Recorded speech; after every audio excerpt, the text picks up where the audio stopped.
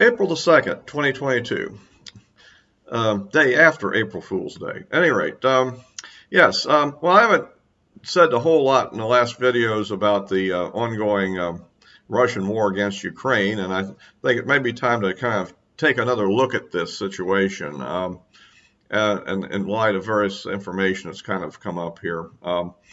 So obviously, it's pretty clear cut that the Ukrainians have done a spectacular job of blocking the Russian advance. They've successfully protected their capital city, Kyiv, as they pronounce it, from the Russian onslaught.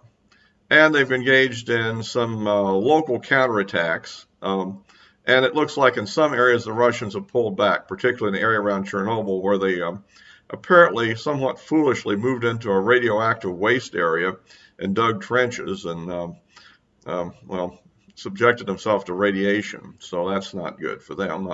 At any rate, I guess somebody finally called on and left. I don't know if they had radiation dosimeters with them or not. It seems to me like, well, anyway, let's don't spend too much time on that. I think we got the idea. Big mistake there. And apparently they've turned Chernobyl back over to Ukrainian control. And it looks like there's also some pullback of Belarus units from the border on into their country. I don't believe they ever really penetrated into Ukraine. And on the other hand, it looks like the Mariupol offensive has continued, and it doesn't look like there's a whole lot of hope for that. There's still some civilians trapped there, and the Red Cross was trying to get supplies in, some of which were seized by the Russian military. Perhaps because they actually wanted the food themselves. I mean, apparently they have a ration problem. I remember a video a few weeks back where they pulled up to what would look like a Ukrainian gas store or something, and like one of our, they're equivalent to our like gas stations with a store with snacks and stuff. And immediately they go in and loot the food in the store. So these people apparently, because I have no idea what Russian field rations are like, let alone ones that have expired allegedly, but you know, I doubt it's too appetizing.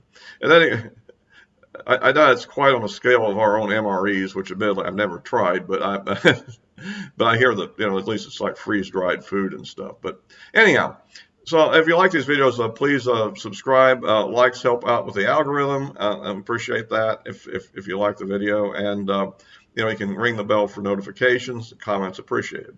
Well, so essentially, while you would say there's a bit of a stalemate with some local counterattacks by the Ukrainians, they managed to pull off a helicopter raid on a fuel depot near the main Russian operating base in the east. I don't know exactly how much damage has been done there, but it makes sense if you can knock their fuel supply out. That will delay any offensive or limit the scope of an offensive. So that's a reasonable tactic, and apparently was successfully carried out by a couple of Ukrainian helicopters. And I don't think that's too surprising, because helicopters fly low, and the main trouble Russia's had with helicopters is shoulder-launched missiles. Although I did see one video today, almost all the videos you see on YouTube from the war are pretty much pro-Ukrainian videos, like Ukraine killed this tank, or Ukraine not wiped out that platoon, or something like that. And so you kind of get the viewpoint. Oh, the other one was that there was a helicopter flying a couple of leaders of the Azov unit were shot down allegedly by a captured Stinger by Russian forces, which I thought was kind of interesting. You have, I mean, since they have their own SA-16 shoulder-launched missile, I just thought it was interesting that they said it was a captured Stinger. But anyway, and I don't know, again, how the two compare. I suspect ours is a little more high-tech, if I had to guess. But, you know, both are probably effective against low-flying helicopters. So anyhow, but that's kind of the way it's going. It looks like the Russians are ultimately regrouping to try to basically hold the eastern areas that they've been claiming from the outset of the operation, and the Mariupol is kind of a blocking point between the Crimea and the forces in Donbass. And so it looks like eventually they'll be able to reduce that just by ongoing attacks. They apparently are also now bringing in these mercenaries from the Middle East, which probably one reason they're bringing them in. I'm guessing that they have operations for them that involve what we would call out-and-out atrocities, and perhaps the Russians aren't as keen on doing that to their fellow ethnics as somebody from the Middle East might be, who's probably been doing atrocities for a living for some time over there. So it's not a good thing. But the issue I'm kind of getting to here is that we had I saw President Zelensky's interview on Fox News last night on Special Report, and he's asking for large amounts of weapons to, quote, win the war or something. And I'm like, I'm not so sure that's a good objective for them right now. And here's one thing I'd point out. I was looking at an article, and we're kind of wondering what's going on with Putin. Why is he behaving like this? And there's now some evidence that this guy actually has some serious illnesses, and that may also explain his paranoia about COVID. Because if he has these sort of complications and on these kind of treatments, he'd be far more vulnerable to COVID than the average person of his age would be. And so that could very much explain the scenes where you see him, on a table way away from the other people in the meeting and that sort of thing. I think a lot of what's being discussed about this is a little bit of propaganda. I mean, obviously our intelligence services are doing the best job they can to stir up discontent, which is what they should be doing in a time like this, obviously. That doesn't mean you should necessarily believe it, though. But what I think could be the case, based on this article, I'll put a link to in the description below.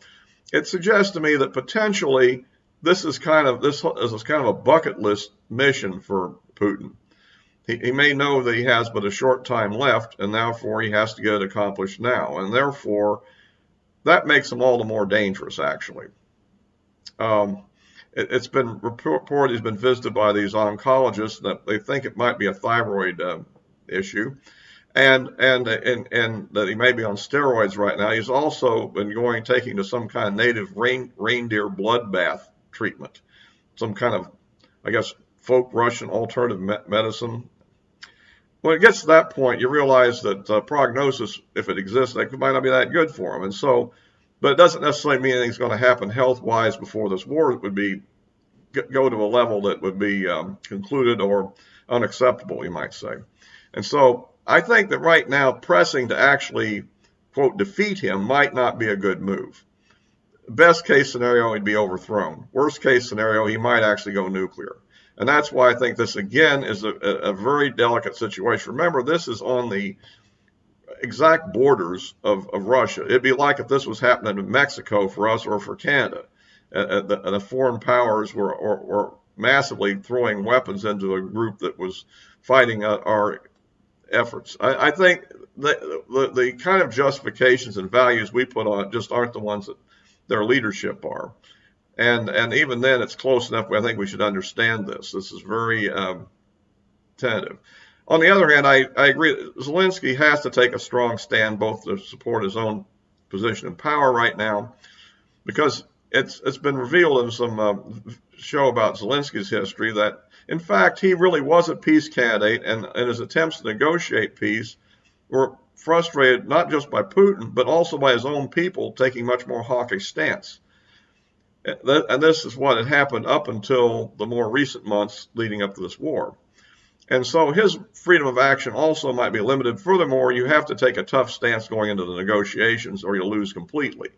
So it makes sense that he's saying no territorial concessions.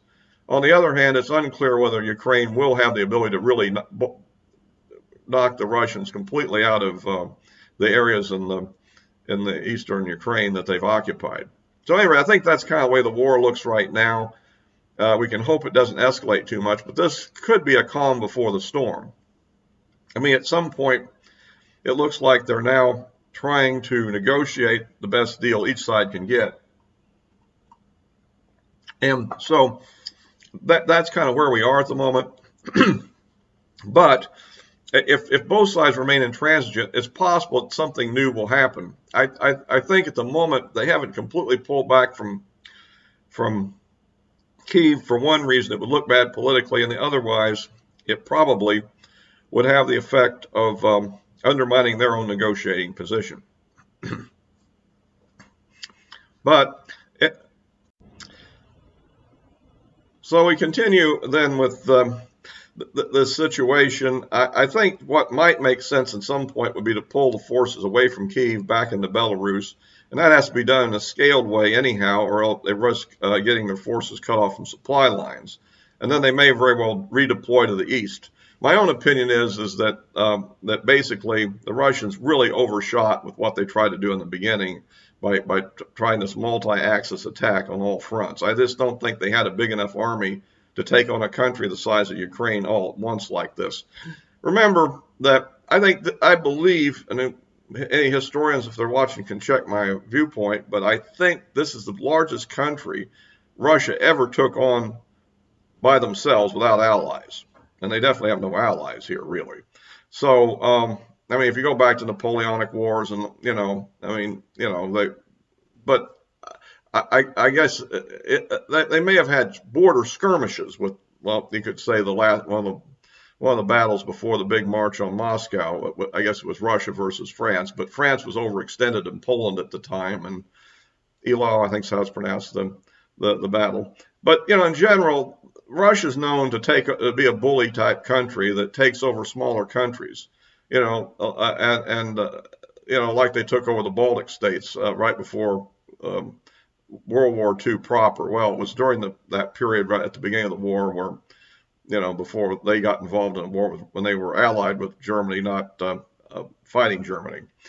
But they really rarely ever go across something as big as Ukraine is, and that's and I think that's why they're being very frustrated, and their military, isn't quite, as big as it was during the Soviet days. Let's put it that way. So, and obviously it wasn't quite as prepared for this as they thought they were.